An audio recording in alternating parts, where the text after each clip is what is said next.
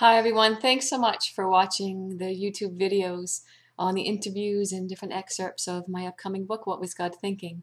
In this segment, I want to share with you part of the dialogue that I had with God about always needing to know what was going to happen.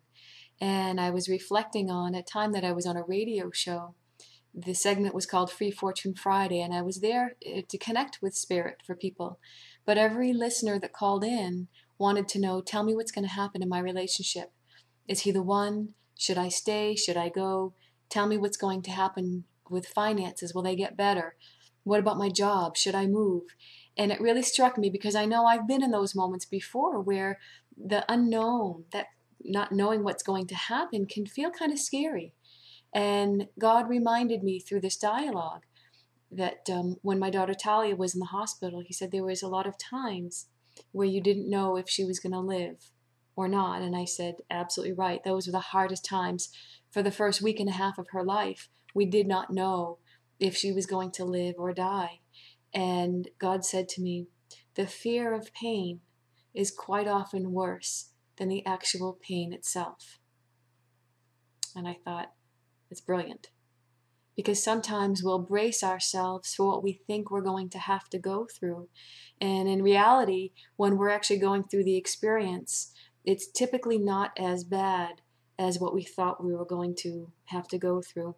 And I remember I said to God, once the doctors told us that Talia was going to die, I could wrap my little mind around the concept of, the grief and actually start the grieving process. When we don't know how we're going to feel, the scary part is we don't know how deeply we're going to have to feel, and we don't know how much it's going to hurt. And this is God's response. Looking back now, you understand that even when Talia was taken off the respirator, and you were told that she was probably going to live for 12 to 24 hours, it was still a challenge because she made it past the 24 hours. She lived for another week. My point, Sandy, is that no matter how you prepare, it's still hard no matter what. You thought you were bracing herself for her death, yet there is no way to protect yourself from the pain of it. I suggest to all of you to not prepare for pain, to not brace yourself for it, but to embrace it. Yes, to embrace it, to let yourself move into it, softly, feeling it, and letting yourself dance with it. And so I wonder for all of us, how easy or difficult is that for you? To just be with the pain instead of always trying to figure out what am I going to have to feel, but rather instead just be in the moment and ask, what am I feeling right now in this moment? Can we be with what we feel? That's really the question to it all.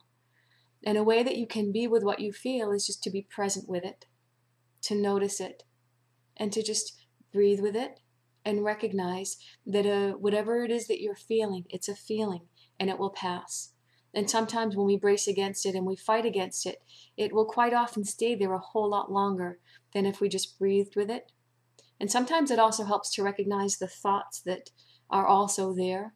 Sometimes the painful thoughts aren't really true. Like, I will never be able to live without this person. That's a painful thought.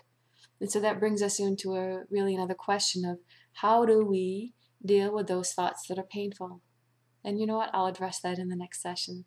Thanks so much for being with us on this journey. See you soon.